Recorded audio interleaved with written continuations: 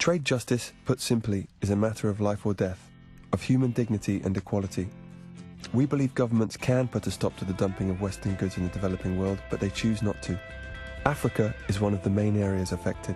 I've been there many times as my mum is from Zimbabwe, but I'd never been to Ghana. So I flew there to see how the absence of trade justice was having an effect. And this is the story of my trip. We spent the first night in Ghana's capital, Accra. Early next morning we boarded a plane to take a short internal flight.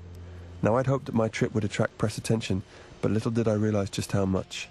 A Saharan dust storm hit town, and as our plane descended we lurched from side to side. I had grave doubts we'd make it, but thankfully we were brought down safely. Spurred on by our near-death experience, we felt re-energised and headed with the team to a village called Zugu out in the bush. Check out this lady with a banana haircut.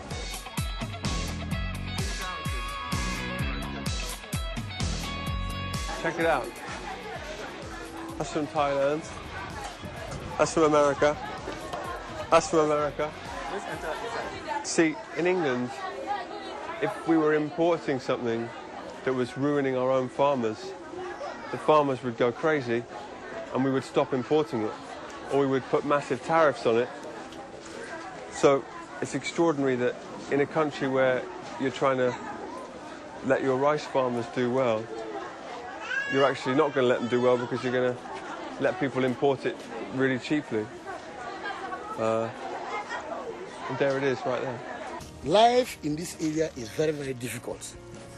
About 90% of the population here survives on only 1 meal a day around this time. We have got the hunger period, and the hunger period is 6 months of the year, where there's just no food. People live on the leaves of trees, and they also take some baobab. Really? They eat the leaves of trees? Oh, yes. How old are you, Joe? What are you, Mala? 4 years. 4, okay. 4 years. So you can imagine, a 4-year-old girl has to be in the farm as early as 7 in the morning to work on the father's farm or the parents' farm because they have to earn a living. To be honest, things seemed to be pretty hopeless, but thankfully our spirits were lifted later that day when we met the mayor of a local rice-growing province. Hi. Hello. I'm Chris. Nice to meet you. I'm Akarbo, mayor of Yarga. I don't know if you can see on camera, but this area is really well organised. Everything is growing, it looks very healthy, it's irrigated, there's tractors, and to me it's really exciting to see this stuff working, you know, because people send in their donations in England or whatever, and they don't know what really happens to it. And when someone genuinely tells you that this is looking good because of that, it's really great. Visiting the rice province opened our eyes to Ghana's potential and left us feeling much more optimistic. At the end of a long day, it was time for everybody to relax, and the locals really knew how to let their hair down.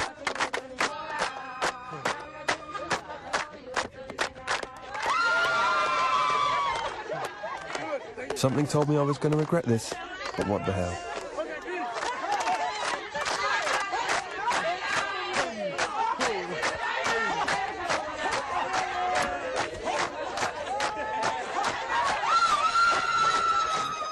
Check out the school. Do you think education is improving in the country or getting worse? It's going down. Yeah, it's going down because of lack of teachers and facilities. Earlier in the week, I'd been lucky enough to see a rice-growing community that had benefited from aid and assistance. But the reality in most of Ghana was very different, and that's what made me most angry when I visited the Sedima Rice Valley. What's amazing is that when I grew up in the 80s, seeing famine on TV all the time, there was no solution offered except to just send money. Whereas this, to me, is like a solution that people can really participate in by just speaking up against it. The more we learn about it, the more we see that one way to stop poverty is to balance trade laws. And the biggest issue for me is dumping excess produce on poor countries and destroying their own businesses. It's crazy, and it could be stopped easily. Before going back home, I'd agreed to be interviewed by one of Ghana's leading radio DJs. I take 2 things back with me. One is that the poorer farmers of the country don't seem to get any support from your government. That's none of my business because that's, you know, I'm not Ghanaian.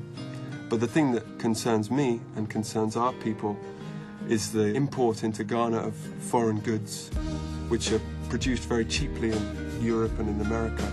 and which are kind of dumped in Ghana and in other countries, in Mexico, in Mozambique, in Mali, all over the world. After a busy trip, it had been a tough interview, but it brought into focus exactly why we were here in Ghana. We believe in Coldplay that as long as we're putting our heart and soul into our music, we're allowed to speak out and be heard by the Western media about things we care about.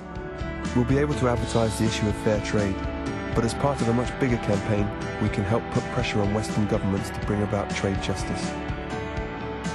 My trip to Ghana reminded me why Coldplay got involved in the first place. The problems I saw this week were shockingly real, but with pressure from the Western public, I truly believe that we can make changes in 2005.